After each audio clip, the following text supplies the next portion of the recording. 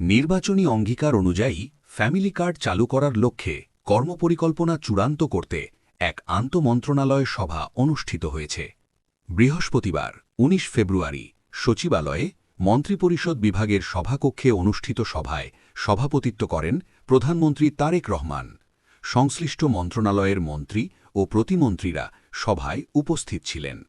বৈঠক শেষে পরিবেশ, বন ও জলবায়ু পরিবর্তন মন্ত্রী আব্দুল আউয়াল মিন্টু সাংবাদিকদের জানিয়েছেন, ঈদের আগে রমজান মাসেই পাইলট আকারে চালু হচ্ছে ফ্যামিলি কার্ড।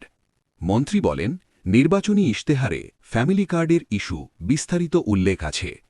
এটা কার্যকর কিভাবে করা হবে সেটা নিয়ে আজ আলোচনা হয়েছে।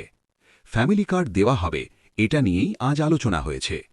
কত পরিবারকে দেওয়া হবে সাংবাদিকরা জানতে চাইলে মন্ত্রী বলেন, এটা কিন্তু সার্বজনীন, এতে কোনো রেস্ট্রিকশন থাকবে না। তবে এজন্য একটি কমিটি করা হয়েছে। হয়তো শুরু করবে হতদরিদ্র থেকে, তারপর দরিদ্র, এরপর মধ্যবিত্ত, এভাবে এগোবে। এই রমজানেই এটি শুরু হচ্ছে কিনা সাংবাদিকরা জানতে চাইলে মন্ত্রী জানান, ঈদের আগেই পাইলট প্রজেক্ট হিসেবে চালু হবে। আমাদের প্রধানমন্ত্রী চান অন্তত পাইলট প্রজেক্ট হিসেবে ঈদের আগেই শুরু করতে। এইটুকু আমি জানি। কার্যক্রমটা কিভাবে চালু করা হবে সেটা নিয়েই কথা হয়েছে। সভা শেষে পরিবেশ, বন ও জলবায়ু পরিবর্তন মন্ত্রী আব্দুল আউয়াল মিন্টু জানিয়েছেন, আগামী ঈদুল ফিতরের আগেই পরীক্ষামূলকভাবে ফ্যামিলি কার্ড চালু হচ্ছে।